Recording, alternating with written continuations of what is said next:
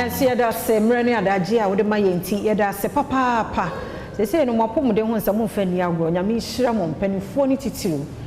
mrante ne maba ande so omni adaji ba mpanifo no nyame hira mo pa Mrs. Boatin Jan on fani agro na netiwa do be woda ho de nyame hira mo papa ye to so ni ahwe courses no arthritis no ye hwe courses ye ne Dr. Boatin ene wa ha anopai na otwi mu onwa na ede yen fantity etisebe ye na se dog ye mo akwaba arthritis ho nkomo bone tofa ne hwe courses no yo me da se wo fa mama tu idea ene abrowati wa me chiawo nya sa wo ne me doko ne be ko kofi na me hwe wo wan chia me yo na wo twi nyina edi nkomo afa yade e fe say arthritis ho na de e kan nyina se yade a ye pains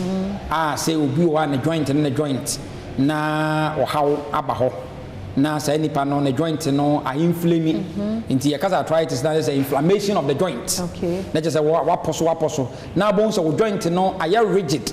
na joint no amemma so na say sa yade yi etimi ba wo kon etimi ba wo shoulder etimi ba wo sisi obi se misisi ya me ya misisi ntimi ka form me ntimi move misisi de bia misisi ne bekumi o etutu ti se kuro ukotodwe wontimi nya ho hwe eye wo ankle ne wo nyina no na etimi ya sa ya de etimi de etimi ba ho ya chekere mu bebre se obi afa ne se osteoarthritis ya wo rheumatoid arthritis ya wo juvenile arthritis ya wo gout ya wo different types of arthritis ene ya ka symptoms no ya se the ade a be mo wa hu ti wanya arthritis ne bi ene se wo part no a ya de na affect no wote yawo ekese wo move that part no a move ana se obo se that part no ahohono ni nyina no eye science ya ebe mo hu se wanya bibi e fe ne se arthritis na enne no de pese ye hwe eye the causes of arthritis bia wo de yade a wo de ba se wo konya bibi e be ka ne se osteoarthritis na wo bo hunu na dompe bia no wo bo se cartilage bibi wo in between obi ayi ento obi wabon se na ne dompe no ade na ewo mu no a ebo dompe ba ko ban se ba ko ntwi ba ko no wo se na ne de na awewe na wewe sa no a obo se obu ana ekasi anim enti you can imagine se wo dompe ba ko etwi ba ko anim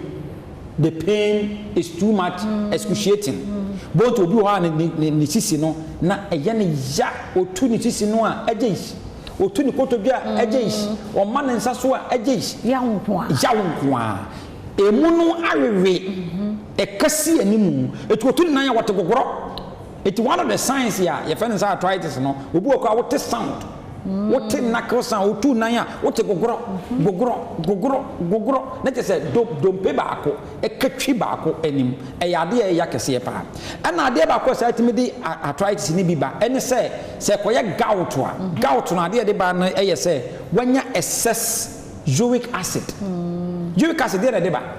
enam a yawe mojanam ne bebre ne ho nkon ba no a edane bibi e fe ne say nti say kidney no entimi anyi excess uric acid na inflict na mbianim na famoja ni mu a ewo moja ni mu a over a period of time na akobotoa ewo o joint etimi ba na akonya etimi especially ewo ha ene kokromotino ne ene nine no bo se na ababotoa wo ho ekobotoa wo ho no a yeso anya yade e fense gout se ya pa enya sanketwa omo ba yade ba ko a emampanifo su ete se akola ete se eye arthritis tuwo obi amman nine so na efewiem no wo kamusa wo ya ne hwiyenye so ho enti yawo kese pa enti no ya ade ba ko ade ba ko esatimi ko fa ade fe na arthritis ba no eye yenyan immune system no a wo se boy ho ban free ade mu no obu ani no immune system no e solitia no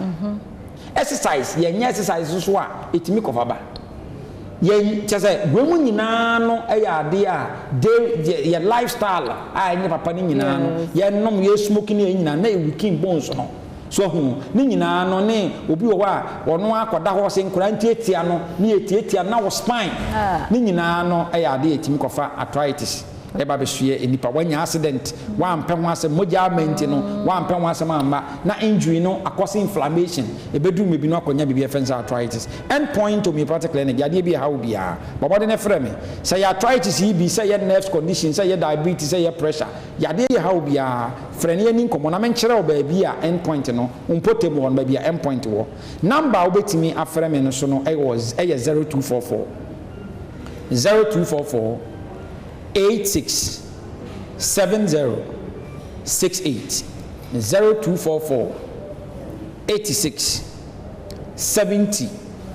68. That I say, Dr. Dubois, or Chinanyame Adoma, Sakan, 5 minutes, near Fenway, Wiki Munina Yakasa arthritis, or Watchna, Quang Hodin, Ebetwaso, Edase.